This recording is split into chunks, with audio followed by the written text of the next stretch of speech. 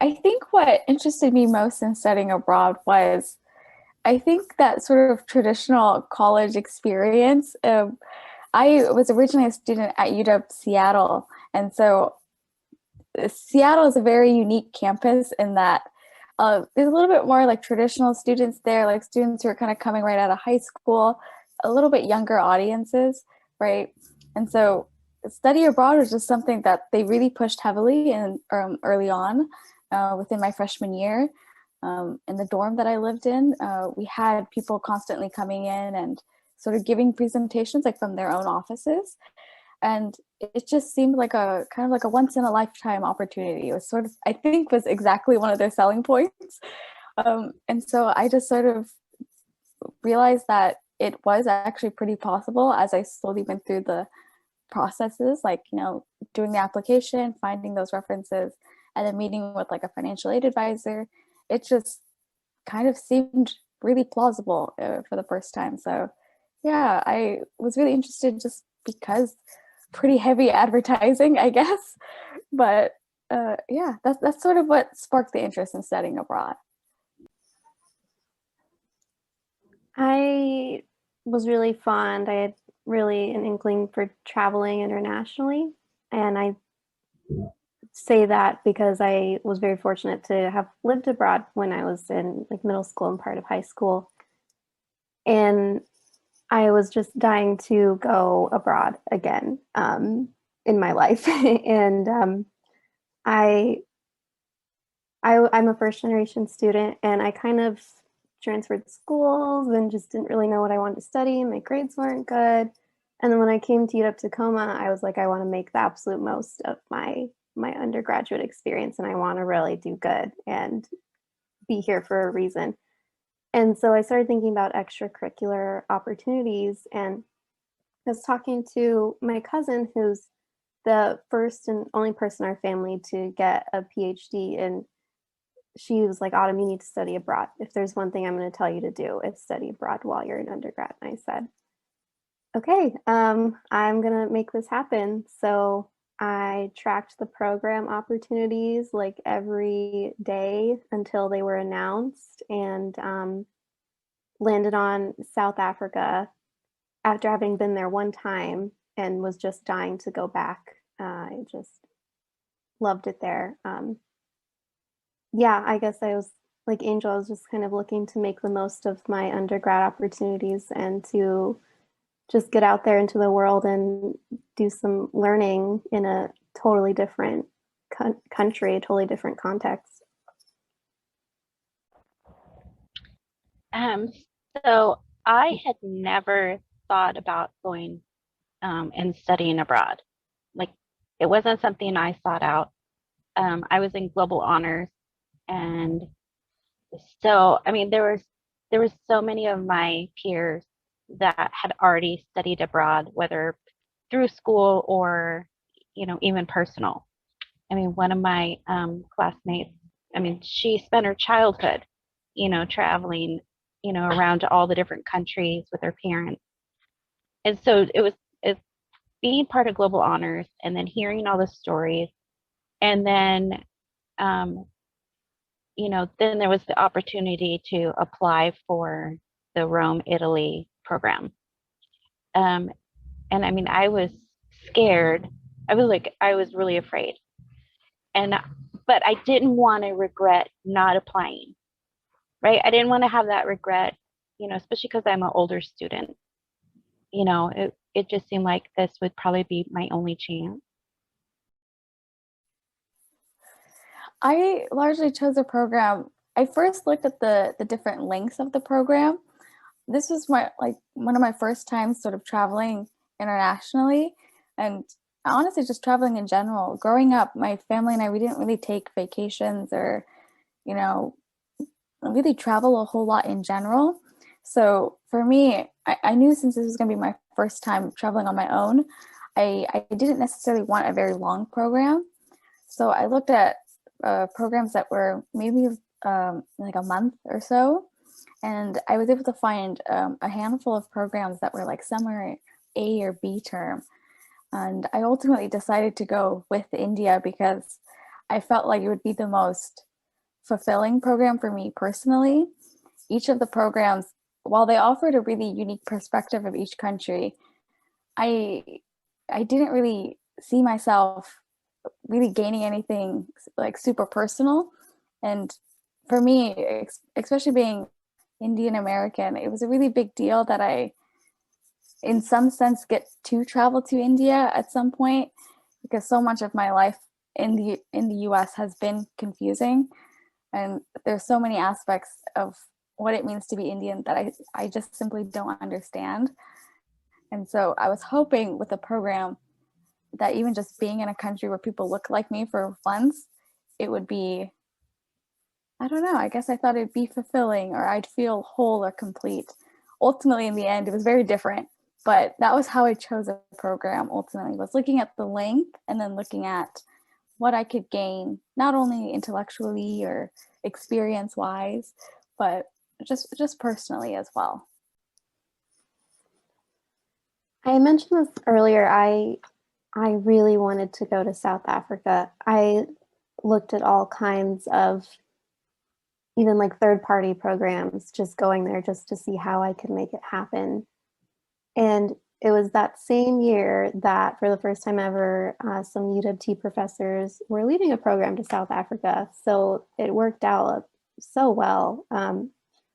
And I was super interested in the topic area, which was a bonus. If I wasn't interested in the topic area, I might have reconsidered, but it aligned so well with my interest that I just knew it was the perfect program for me. It was the only one I applied to. I just knew that that was the one I was going to go on. And the topic areas were education, community development, and racial disparities, which were all things that I was interested in my psychology background, with some nonprofit studies thrown in there.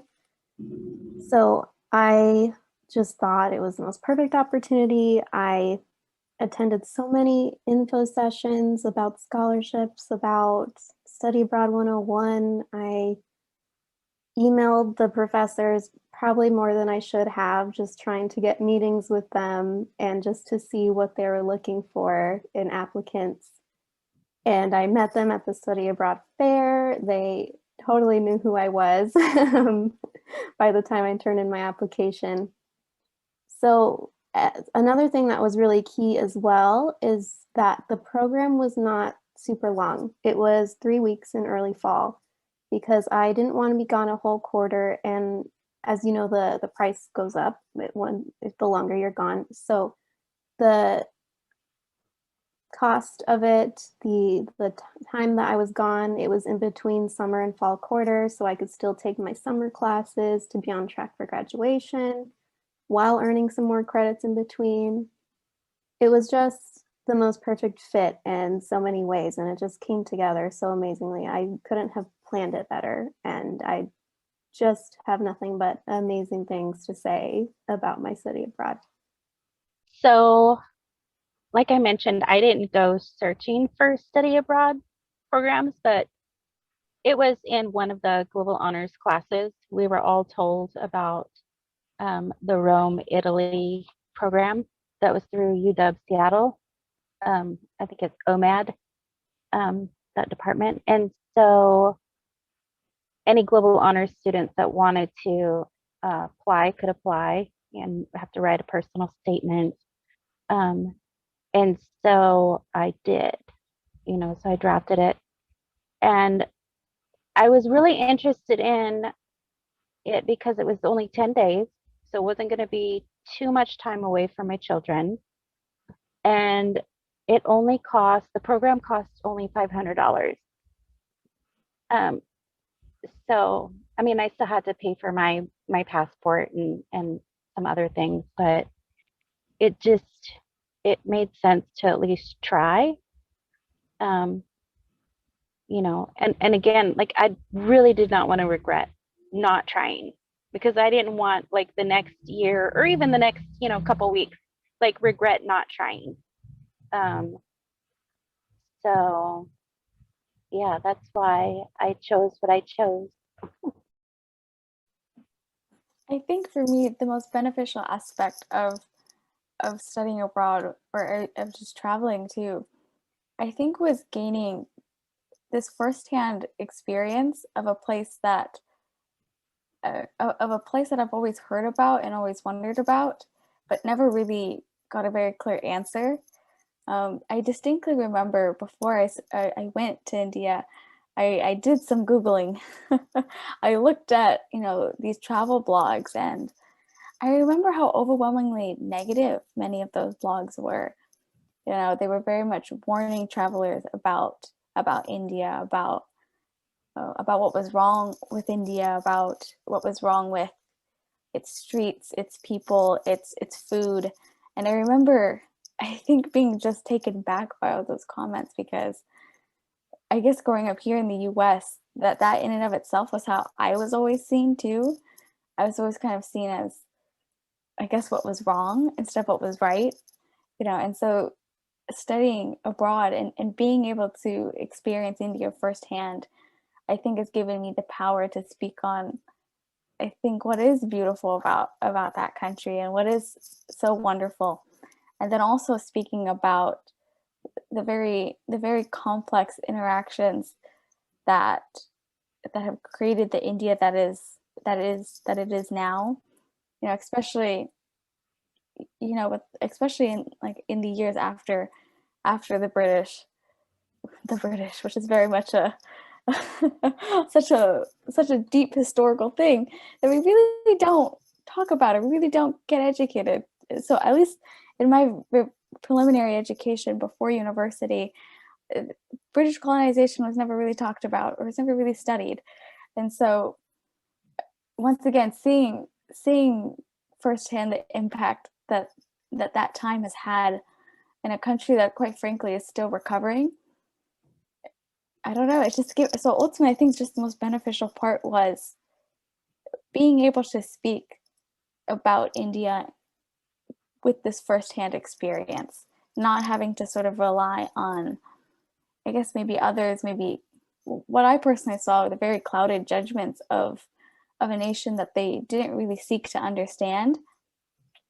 I think for me now, it's given me this sort of global perspective in some sense that I can sort of share, and maybe help to dismantle maybe some beliefs here, and especially for Indian Americans themselves.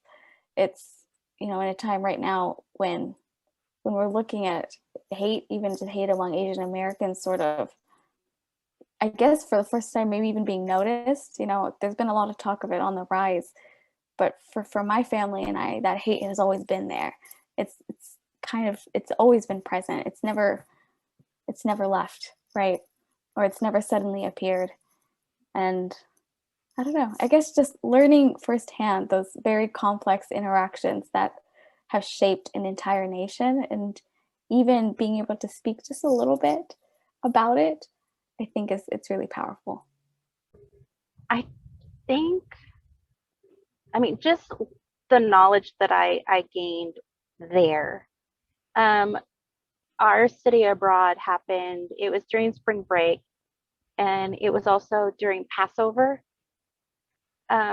So, we just learned so much. I didn't realize that that Rome, had a connection to like the Holocaust. They showed us, because we walked everywhere. Every day we would walk, to the Vatican and the Colosseum, and just all the different historical sites, and we would learn about the history. And I think it was probably, it may have been like Passover, like that day. But learning, Professor Wong even showed us where the ghetto is, and, where the Jews were put, and it was that day. So while we were there, they were walking through the ghetto area and singing, and little children were handing out olive branches. And they had showed us, throughout our walks, the brass plates in front of doorways with the names and the dates of when those families were taken. Um, so I mean, I didn't know what I was going to learn, but I learned so much um, of that. So now when I see documentaries and other movies, I'm like, oh my gosh, I get it now that I've seen it. Um, there's like more of this understanding. Um, it's not so, like disconnected from me and my life. Like, um, so I mean, that was like a huge benefit